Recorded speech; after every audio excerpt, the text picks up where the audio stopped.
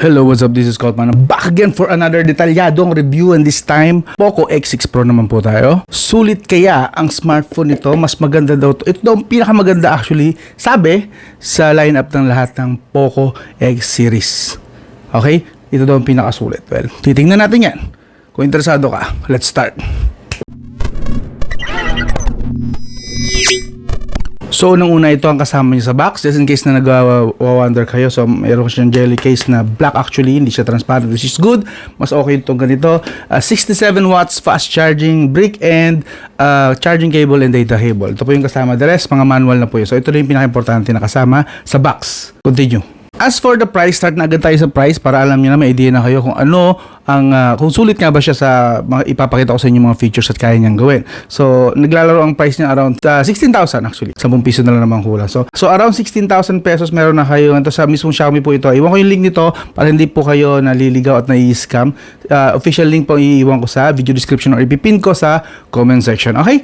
So, around 16,000 pesos, yung pinaka lowest variant yata is 8GB, 256GB na storage. So, available siya currently sa black and gray. So, yun. So, this one currently is, tingin ko, nasa black naman, ano? Pero, yun nga, medyo, kung napapansin nyo, hindi siya medyo actually, napaka-glossy niya.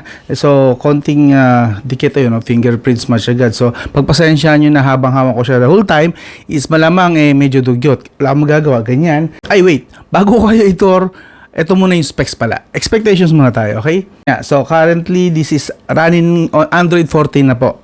Android 14 HyperOS version 1 pa lang. At least, as of the making of this video pa, MediaTek Dimensity 8300 Ultra. Okay? At 3.35 GHz po na 4 nanometer yung pinaka-highest clock speed po na meron siya. Mali G16 MC6, that's hexa-core na GPU. Octa-core po yung CPU pero 6 cores ang kanyang GPU. This one is 12GB, 512GB pero meron din siyang 12GB, 256GB na storage. Yun yung pinakamura, yung nasa 16,000 pesos. Ito ay nasa 18,000 pesos kung di ako nagkamali. Ang 512GB na storage. Okay? So, i-pause nyo na lang po yung video just in case na gusto nyo pang basahin. Mag-move on na po ako sa actual na review. Okay? So, tour muna tayo. Sa taas is nandito po yung kanyang noise cancellation mic and infrared blaster. Tapos, ito naman po ang kanyang speaker sa taas. Nice, may speaker siya sa taas. So, expect nyo, dual speaker configuration po ito. Sa kaliwa, wala po tayong nakalagay kahit man lang antenna lines. Sa baba is nandito po yung kanyang SIM tray slot. Dito sa SIM tray slot is supported po niya dalawang SIM lang po pero hindi pwedeng lagyan or hindi siya expandable na storage. So gamit po natin dito smart. Hindi ko magamit dito sa area namin kasi mahina talaga dito SIM card dito sa area namin for some reason. Pero don't worry, na di-detect po niya ang dito SIM card at magagamit siya po ang dito SIM card sa smartphone na to. Okay? And of course, katabi ng SIM tray slot yung kanyang main microphone, the USB Type-C 2.0 and the main speaker. Sa kanan naman nandito po ang kanyang power button and volume rocker. Yun na po. And of course, wala dito yung fingerprint kasi nga nandito po sa in-display po siya. Under-display fingerprint po siya. At napakabilis po actually ng kanyang under-display fingerprint. Yes. 10 out of 10 ang, at least nung ginamit ko siya, 10 out of 10, walang palya ang fingerprint sensor niya. Okay? And sa likod is nandito yung camera. Ayan, dikit na agad yung fingerprint smudge ko. So mamaya tatakpa ko after ng tour na to para hindi nyo nakikita yung ganyang dugyot na medyo slightly nagpapawis ang kamay ko eh. So 4 na camera module pero 3 lang po yan and isa po dyan is 2 megapixel na basurang camera. Yung 8 megapixel yung isa dyan, yun yung ultra wide naman po. So medyo acceptable yung 8 megapixel but the 2 megapixel wala yan. Basura po talaga yan. And finally, that 64 megapixel na camera. Mamaya papakita ko sa inyo yung mga sample shots niyan. Itong parang bump niya is parang fiberglass lang or tempered, something like that. Transparent eh. And of course, flat edge po siya na may konting curve lang dito sa gilid. Pero basically, this is a flat edge. And dahil nga hindi naman talaga siya totally nakadugtong ng bilog doon, medyo masakit tong kantong to actually. Ito. And of course, dito rin kapag naglalaro kayo. So, best na gamit talaga is naka-jelly case, which is yun naman talaga ang ginagawa ng karamihan ng mga Pinoy. Naka-jelly case na lang. And ang ganda rin naman actually ng fit niya. Manipis lang yung jelly case. So, masarap hawakan and mas smooth siya. So, yun. Tsaka iwas na yung fingerprint smudge magnet. Wala na siyang smudge magnet. Okay? So, mas malinis siya tingnan. So, kung design ng pag-uusapan, yes, napaka-premium looking po niya. And napaka-premium din yung feel. Except dun sa part na fingerprint smudge magnet. Okay? Pagdating naman sa display, yun. Kita nyo naman, very vibrant po ang kanyang display. Napakalinaw, napakapag-black talaga kasi ito po ay 6.67-inch AMOLED screen display with 1.5K resolution. Yes, mas mataas po siya sa 1080p. Kita nyo rin, 120Hz screen refresh rate. Kitang-kita nyo na dyan. Supported po niyang HDR10 Plus at mayroong 1,800 nits na brightness. So, ginamit ko siya sa labas. Actually, ginamit ko rin siya sa pagmumotor ko kasi kailangan kong gamitin yung maps. Since tinetest ko na rin naman siya, so ginagamit ko siya pag nagmamotor ako. So ito po yung, ayan, makita nyo naman yung footage. So kung brightness lang man ang pag-uusapan, gagamitin nyo po ito sa labas, tanghaling tapat. Yes, very usable po. Readable po ang mga text dito and makikita nyo na maayos yung screen. Di siya yung parang medyo masakit sa mata na kailangan mag-squint pa para lang makita nyo yung display. Kung mapapansin nyo, meron na rin siyang screen protector dyan. Yan, papakita ko naman sa screen. And Corning Gorilla Glass 5 po ang kanyang protection ha. With Dolby Vision na rin. Yes! So, protection lang naman sa screen. Protektado na po siya. Hindi nyo na po kailangan itong lagyan ng tempered glass kasi meron naman na siyang nakakabit. You know, kung kita nyo, yan. Meron po siyang 1,000 touch sampling rate. Yes, good for gaming po ito. Papakita ko rin sa inyo yan.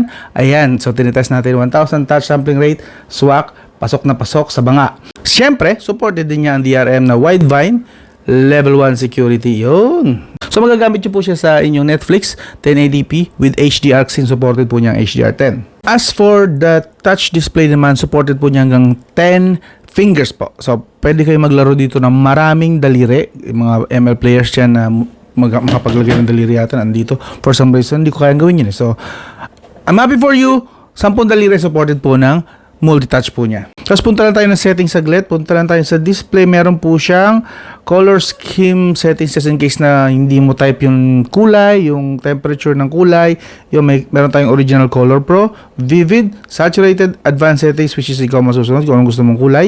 Ikaw po ang magsaset. Pero syempre, doon tayo sa either vivid or original color pro. Pero mas prefer ko yata ang vivid kasi mas ano yung kulay. Mas parang masyadong boosted ba, ika nga. So, meron po siyang ganitong settings just in case lang na selang kayo sa inyong mga displays. And of course, nakaset tayo all this time sa 120Hz screen refresh rate lang po. Hindi ko po ginamit yung 60. 120Hz screen refresh rate lang po tayo the whole time. So makikita nyo dyan. Kung magbababa man yan ng 60 is sa system na po yan. Hindi ko po binago yung kanyang refresh rate. Okay? Just so you know lang para malinaw na kung bakit nagbabago siya. Nagsi-60 minsan.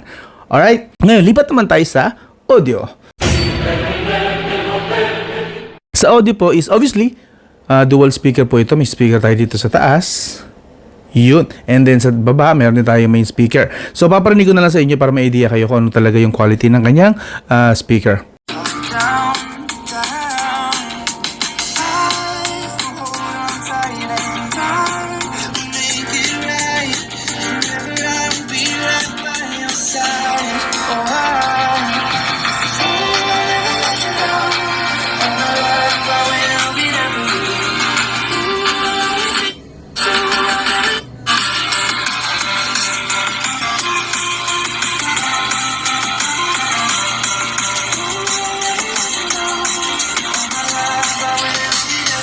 So, I'm pretty sure hindi nabibigyan ng justice ng microphone ko yung talagang quality ng audio niya.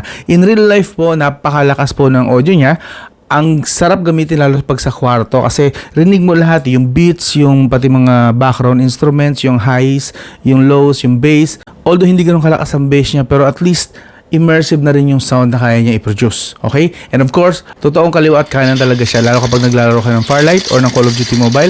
Yes. Maririnig nyo talaga kung saan nanggagaling yung kalaban. Kaliwa at kanan. Okay? So overall, pagdating sa audio, hindi po kayo lugi dito. Maganda po ang quality ng audio na binabato nito or yung pinaparinig niya sa inyo. Solid. So lipat naman tayo ngayon sa connectivity.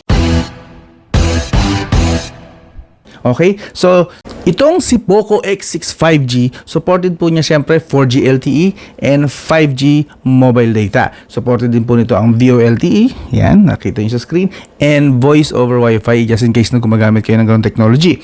Dito actually sa settings niya, may nakita ako na network preferences. Pag pumunta po kayo sa settings mismo, and then pasok po kayo dito sa mobile network, and pagpasok nyo rito, baba lang kayo, meron ditong network preferences. Hanapin nyo po yan. Sa pinakababa lang po yan. And then dito po makikita nyo may prefer mobile networks. prefer Wi-Fi. So para saan po ito? Just in case na mas madalas yung gamit ang Wi-Fi nyo, iset nyo po rito para ma-maximize nyo po yung speed at saka quality ng Wi-Fi internet nyo. Kung bihira naman kayong gumamit ng Wi-Fi, more on mobile data kayo, mas maganda iset nyo lang sa prefer mobile network para yung lahat ng resources niya, i-focus na lang niya sa mobile network. Okay? So nag-speed test din tayo. Pagdating naman sa Wi-Fi, syempre, malakas din po talaga ang Wi-Fi connectivity nito. Talagang, yan, kitang-kita nyo naman. Umahataw talaga siya kahit na gabi. At medyo busy ang network. Wi-Fi pa lang po yan. Yes, of course, speaking of Wi-Fi nga pala, habang nag-speed test tayo, supported po niya 5 GHz and 2.4 GHz. And may support din po ito sa Wi-Fi 6 just in case ng router nyo is Wi-Fi 6 supported. And then Wi-Fi 6 din to and 100 Mbps ang internet speed nyo. Possible na mapaganan yung Wi-Fi 6 dito. As you can see sa logo, yun may Wi-Fi 6 dun sa ilalim ng logo ng Wi-Fi. Not sure kung kita nyo. Ayan. Ayan yung 6 sa ilalim ng Wi-Fi yan. So, yung router ko kasi dito is Wi-Fi 6 supported. Ibig sabihin, kaya niya multiple users, multiple bandwidth, multiple upload and download. Kayang-kaya po pag meron kayong Wi-Fi 6 na router. And syempre, tatry din natin yung mobile data niya rito. Ayan. This is currently mobile data. Naka-off po yung Wi-Fi. So, maganda po ang kanyang reception actually. Maganda si Poco X6 5G pagdating sa mobile data. Kahit po mahina ang signal dito sa area ko dahil nasa liblib ako, nasa dulo ako ng village namin, nakakalagpas siya ng 10 Mbps. Bihira po yun. Usually mga high-end lang talaga nakakasagap dito na lagpas 10 Mbps sa download. So, in a way, very decent. More than decent actually yung kanyang lakas na sumagap ng internet even with mobile data lang. Okay? Naka-off po yung Wi-Fi na yan, ha? See? Naka 17 Mbps tayo, medyo mahina lang yung upload na part. Pero 17 Mbps, yan ang pinakamahalaga na part. So, like I said, maganda po ang kanyang reception sa mobile data and Wi-Fi. Other features niya for connectivity, may Bluetooth 5.4 po ito. Ang Bluetooth po nito is kayang supported ang aptX adaptive, yes, LHDC version 1 to version 5, LDAC at saka up to 990 kilobits per second audio quality. Yan, pakita ko lang sa inyo sa settings. May NFC din po ito and infrared port, of course, andun. At ang USB Type-C po nito is supported ang kanyang OTG. So, papakita ko lang sa inyo na madidetect niya ang OTG. Yun, nakita niya na agad. Orico, USB drive. Sa mga naghahanap nga pala ng external drive, ito ay 512GB. Gamit ko na ito ng ilang buwan na. Orico po, galing sa Orico. Iwan ko yung link sa video description din in case na interesado kayo magkaroon ng ganitong external drive para sa inyong mga extra videos, extra music, extra files, kung ano pang meron kayo na hindi nakasya or ayaw nyong ilagay sa smartphone internal storage nyo, okay? So, ayun. USB drive, 512GB. Nadi-detect po niya. So, i-eject ko lang saglit kasi bawal yan hugutin basta-basta. Ayun, na-eject naman natin ng maayos. Again, this is from Orico. Maganda po to. Itong video na to hindi niya sponsor pero gusto ko lang i-recommend sa inyo kasi maganda to. Dito ko talaga nilalagay yung mga 4K video, 8K video resolution na mga videos ko. Especially yung mga footage ng iPhone at saka ng Samsung. And then finally, of course, sa GPS, hindi mawawala ang GPS para sa tropa nating mga riders at mga drivers. Ang accuracy po nito, nagamit ko po talaga actually, may footage naman para sa GPS, sa Google Maps. Nagamit ko po talaga. Accuracy po nito is 1 to 2 meters. Okay? So, very nice. Kung gagamitin nyo po for driving, Google Maps, Waze, yes, maasahan nyo po ang accuracy at saka stability ng GPS po ng Poco X6 Pro. And then, lipat naman tayo ngayon sa kanyang camera, sa rear camera. Of course, dito sa likod po meron tayong 64 megapixel wide na f1.7 aperture. Goods na rin po ito kahit paano sa low light. Papakita ko na rin sa inyo siguro yung samples. Yan.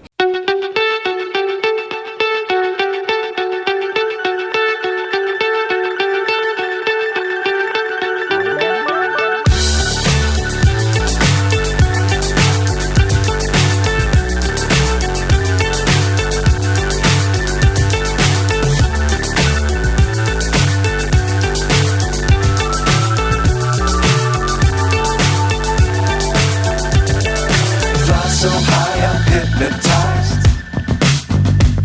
What's up is down, what's left is right. Chasing And then yung second camera po niya, 8 megapixel ultra wide po. Not bad na rin naman nung ginamit ko. Hindi nga lang syempre kasing sharp ng 64 megapixel but okay na rin yung 8 megapixel ultra wide. Siyempre hindi na natin ibibilang dyan yung 2 megapixel na basura na macro cam. Okay? And then sa front camera, meron tayong 16 megapixel wide. Yes. F2.4 lang pong aperture nito, and to be honest, mababa lang ang expectation ko rito kasi front camera, and of course malamang hindi ganun kataas ang quality ng lens na nilagay dito, but for some reason ang ganda rin naman ng kuha, in fairness. Yun nga lang, mind you, sa unang kuha nyo, naka-on po kasi yung kanyang beautification kapag front camera. So what you can do is, dito nakikita nyo itong logong to, itong may parang yan, no, ang star na yan, i-off nyo lang po yung beautification, iset nyo sa original para mas realistic at mas maganda yung makuha nyo pictures and footage. So yan, i-off nyo lang, okay? Hanggat maaari. Pero kung gapong-gapo kayo sa sarili nyo, gusto nyo pakinisan ang mukha nyo, hindi nyo na mukha yung makita nyo kasi ibang kinis na yun nandun, di gamitin nyo na lang yung smoothening ng mga features nyo. But I would recommend, yun nga, unang gamit ng camera, hindi nyo pa ginagalaw yung settings ng front and back camera, naka-default siya sa beautification. So I would recommend na i-off nyo or set nyo sa original. But if not, camera nyo yan, smartphone nyo yan, so why not? Bahala kayo kung gusto nyo naka-beautify ang smartphone nyo, yung mga kuha niya. Okay? And of course, lipat tayo sa video recording. Sa rear camera po, nagmamax out po ang kanyang video recording sa 4K at 30 FPS. Pero in fairness, may OIS po yan. As per sample, yan po. So ito po yung maximum niya ng 4K 30 FPS. Obviously, may OIS kasi stable naman. Kita ko na agad eh. Stable. 4K at 30 FPS po ito ha. So naglalakad tayo. Kamusta yung stability? Okay naman, di ba? Yes, maaasahan to, I believe.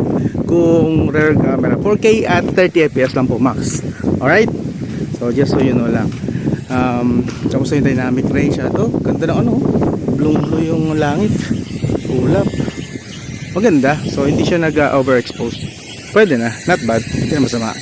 And of course, meron din siyang 1080p at 60 FPS just in case na kukuha ka ng footage na medyo mabilis, may tumatakbo or something. Mas maganda syempre ang 60 FPS. And of course, supported din dyan ang OIS. Yun. Ito naman po ang sample ng front camera. Ito naman ang front camera po. Front camera ito medyo mahangin. Kamusta naman na iintindihan nyo kaya ako. 60 FPS, 1080p at 60 FPS po yung front camera. Kahit pa paano may EIS, no? Kahit naglalakad ako, hindi siya ganun ka-garal-gal.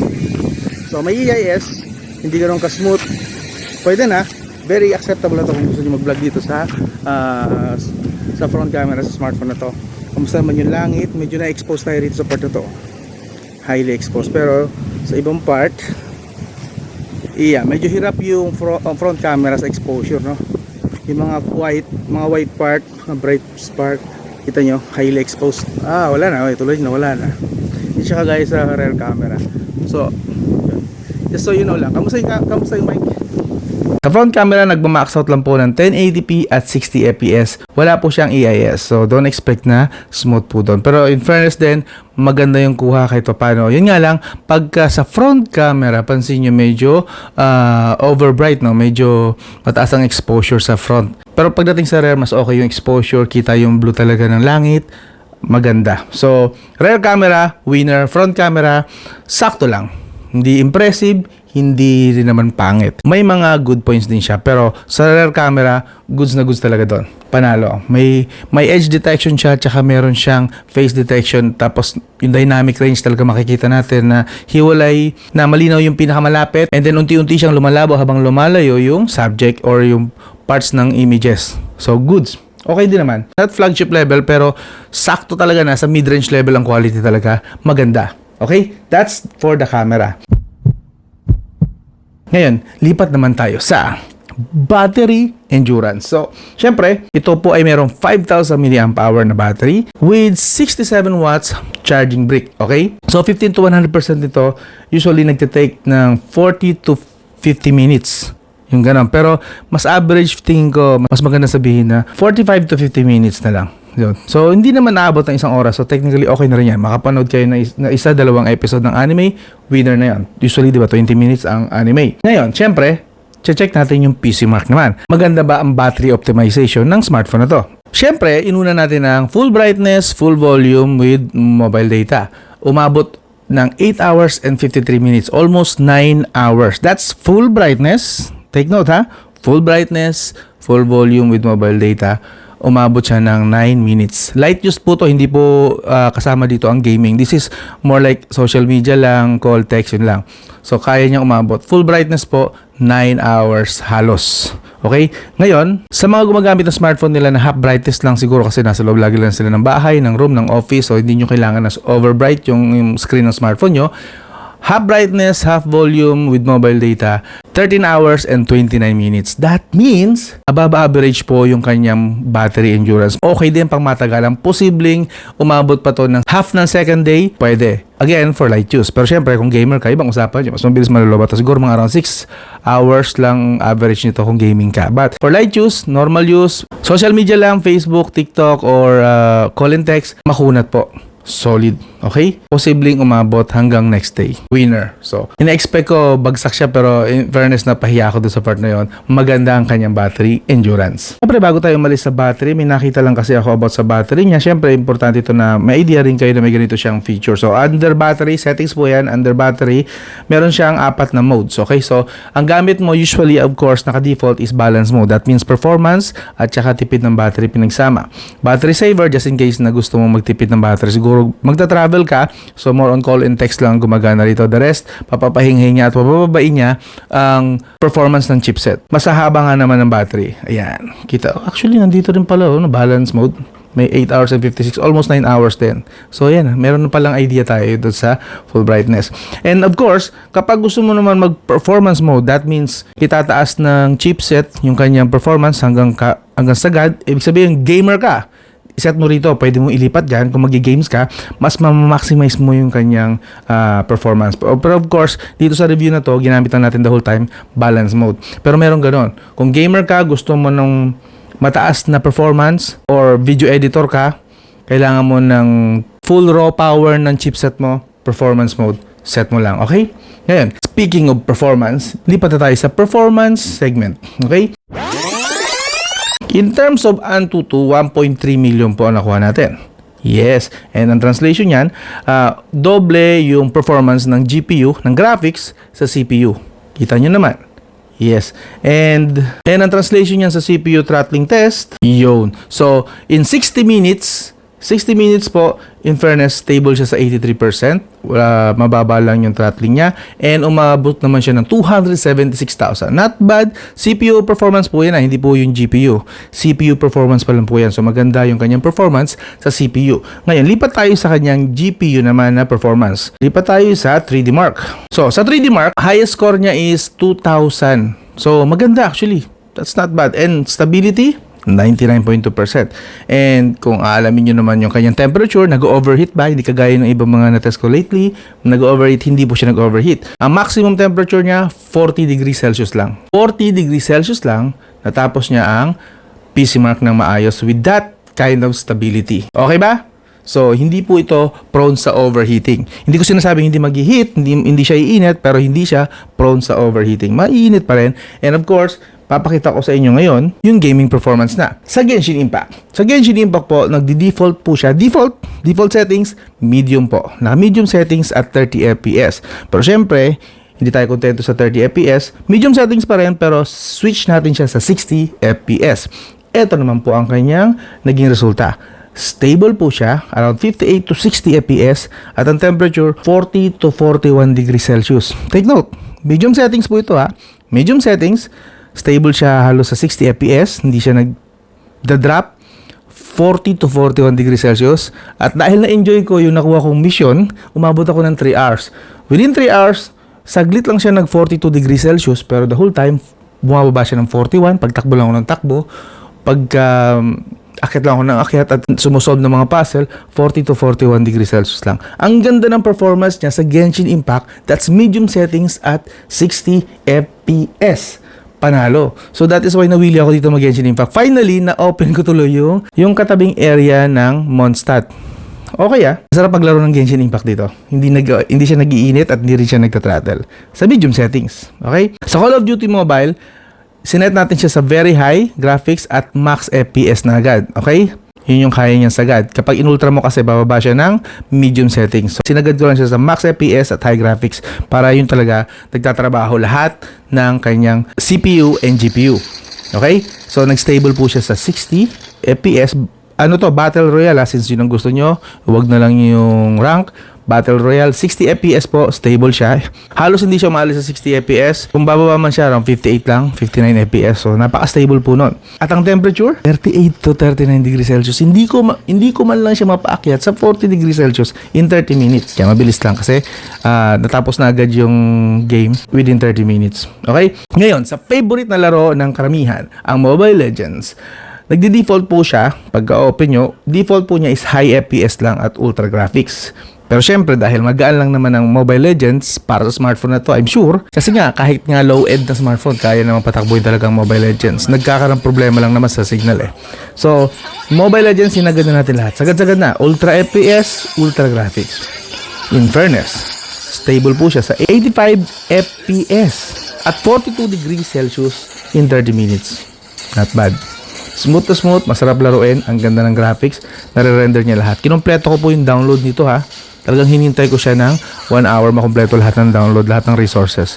So that's 85 FPS, 42 degrees Celsius in 30 minutes. Okay? Sa PUBG Mobile naman. Okay? Nagdi-default po siya pagka open nyo, unang open nyo ng PUBG, high graphics lang and FPS. So high graphics, high FPS. Pero syempre, switch natin siya sa ultra graphics at extreme FPS.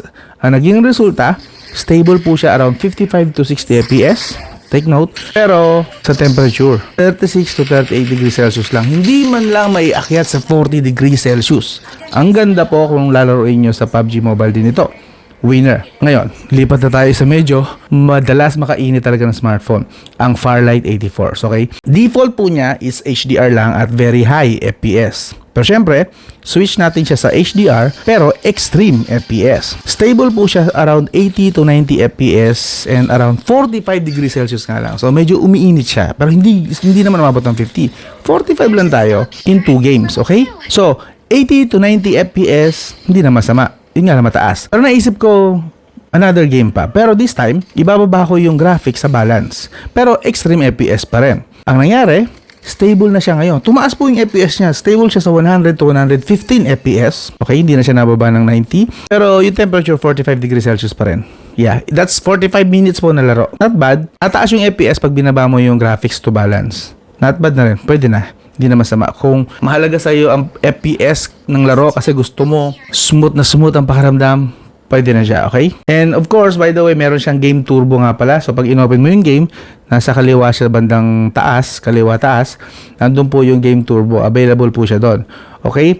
Napansin ko nga lang din, ang game turbo niya merong ads. Sakra, may ads yung game turbo. So medyo na-turn off ako ng konti doon sa part na yun. Pero hindi naman siya deal breaker totally. Kilala naman natin talaga si Xiaomi na maraming ads, no? So yan. Real talk po tayo. So, papakita ko sa inyo na may ads talaga siya sa Game Turbo. Ayan. Yeah, real talk lang. Pasensya na. And of course, bago tayo matapos, napansin ko rin na meron din itong ganito siyang feature. Natutuwa lang ako. Dito sa under settings, additional settings tayo. Yan. And then sa pinakababa, nandun po, meron din siyang heart rate in fairness. Since this has under display fingerprint, meron siyang heart rate function. Okay, malalaman mo kung medyo high blood ka, something, ayan, 86 beats per minute, 78 beats per minute, 80 beats per minute. So, relax naman po ako. I believe kung tama ang reading na yan. 3, 2, 1. Ang final is 91 beats per minute. So, relax po ako. Okay, safe. So, pwede nyo pong gamitin to sa mga magulang nyo or something nyo. Nag-worry kayo, baka inatake na sila ng high blood. Pwede nyo pong gamitin ang feature na ito. Again, under additional settings lang po. Not bad, diba? Parang kagaya dun sa mga smartwatch. Ngayon, verdict. Sa price tag niya na around 16,000, yung base and yung 512GB, which is ito yung 512GB, abot ng 18,000 po ito. Sulit ba siya? Para sa akin, sulit na rin to. Okay? Why? Magandang performance niya sa gaming. Kita niyo naman. Hindi siya nag-overheat basta-basta. Tumaas lang ang temperature niya sa Farlight. Okay? Kita nyo naman. And even if mataas ang temperature niya sa Farlight, mataas pa rin naman yung FPS, lalo kapag binaba mo yung graphics na part. Okay? And of course, the battery. Kita nyo yung endurance ng battery. Ang kunat. Not bad. Okay?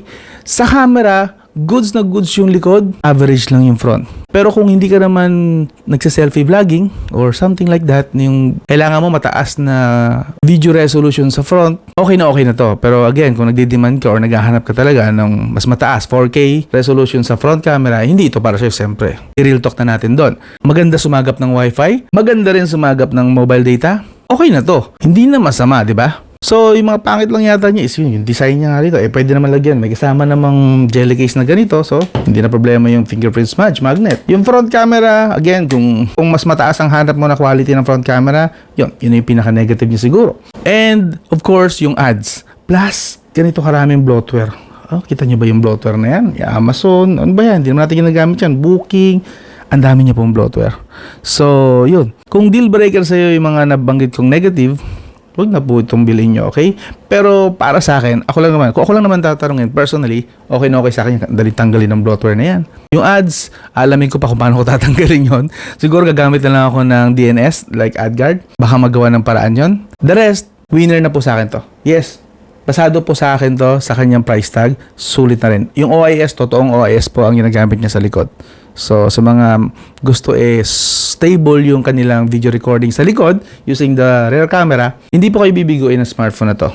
Winner na winner. So yun po ang ating detalyadong review para kay Poco X6 Pro. Again, kung naghahanap kayo ng real talk, nga lang mahabang video, boring, kung marami kayong gagawin, nakakaubos talaga ng oras yung 40 minutes na vlog na review. Pero hindi naman napunta sa wala yung 40 minutes na review. Kasi detailed yung information na binigay ko sa inyo, may actual test, hindi po hinuhulaan, hindi po binabasa lang ang specs sa papel. Okay? May actual test po tayo at may actual result. So kung bibili ka ay yung maaksay ang pera mo, gusto mo talagang malaman kung anong kayang gawin at hindi kayang gawin ng smartphone mo, I hope ma-appreciate mo yung style ng vlogging ko. And yes, binibili ko po lahat ng smartphone ko. Kung meron man akong hindi binibili, ipapadala ng sponsors, pinapapirmahan ko po sila ng kontrata ko mismo. May kontrata po ako, may sariling kontrata po ako. Which is, nakalagay, honest review ang gagawin ko at hindi ako pwedeng bigyan ng script. Yun lang naman. Sarili ko pong kontrata, hindi po kontrata nila ang pinipirmahan ko. Ang pinipirmahan ko lang na papel na meron sila or kontrata is yung NDA lang, which is non-disclosure agreement lang. Para malinaw lang po sa inyo. And yes, sustainable po. Sustainable po na bumili ng sariling smartphone. Makakasurvive po ang channel. Like yung channel ko, binibili ko yung sarili kong smartphone. Nakasustain naman. So yun lang naman. Again, I hope consider nyo mag-subscribe, like, and share. Hanggang doon na lang. Again, this is Poco X6 Pro. And sana nagustuhan nyo. Kung nagustuhan nyo, iwan kayo ng like. I'll talk to you again soon.